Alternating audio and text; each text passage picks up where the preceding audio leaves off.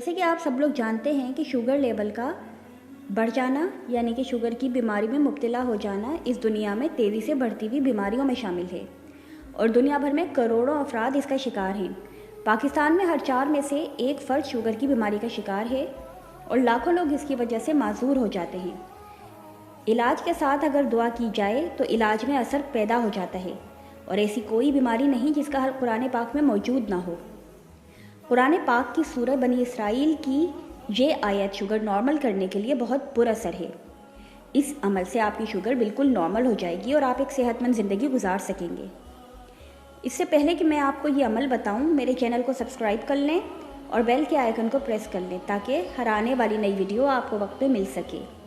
وظیفہ یہ ہے، سورہ بنی اسرائیل کی آیت نمبر 80 کو 3 دفعہ صبح اور 3 دفعہ شام پانی پہ دم کر کے وہ پانی پی لینا ہے۔ یہ عمل 75 دن کا ہے یعنی کہ ٹوٹل 2.5 ماہ کا ہے۔ انشاءاللہ اسی دوران آپ کی شوگر نارمل ہو جائے گی اور یہ مرض جڑ سے ختم ہو جائے گا اور آپ ایک صحت مند زندگی گزار سکیں گے۔